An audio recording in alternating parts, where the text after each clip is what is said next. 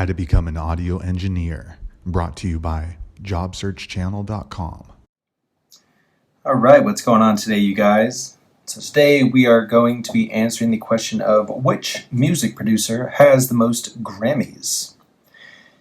Now, I've been working as a music producer for about 10 years now, and I'm learning every single day. Music is one of those things that when you first hop into it, you realize that because technology is ever changing, because the music industry is ever changing, you will always be learning. And that's kind of the beauty of this career, and that you should always be asking questions and always be looking for new answers, because it's, a world full of magic and wonder, as cheesy as that sounds.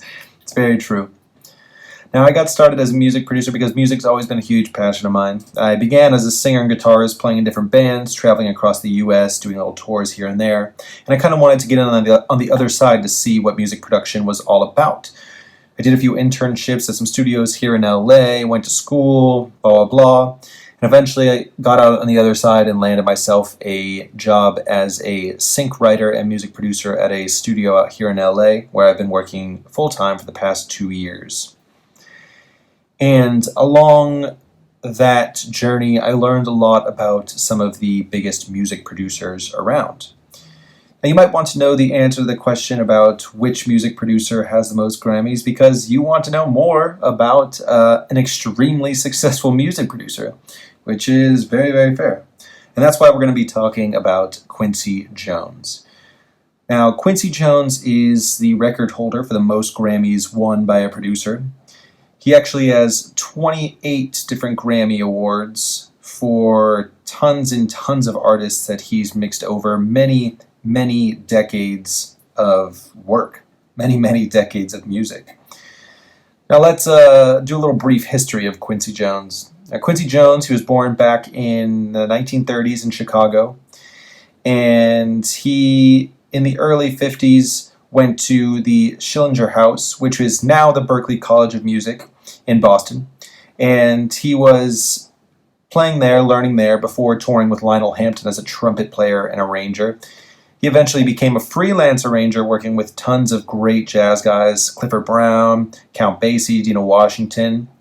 He eventually toured with Dizzy Gillespie's big band in 1956 and recorded his first album as the band leader that same year. So that was a lot of the 50s.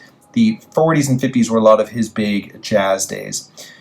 Eventually he came back in the United States after touring and became an A&R for Mercury Records. He was then the vice president of Mercury Records, and he actually was the first African American to hold a top executive position at a major American record label, which was pretty impressive.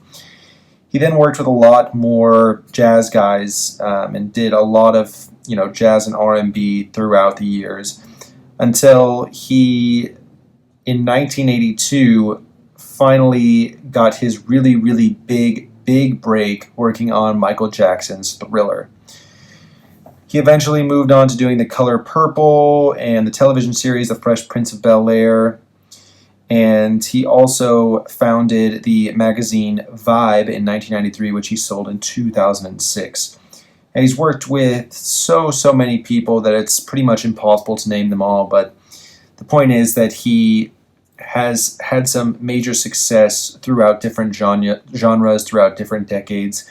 And if you are someone who is looking to be a music producer or looking to work in the music industry, learning about the history of Quincy Jones is incredibly important, because there's something to say about someone that holds a record for having the most Grammys. They're doing something right.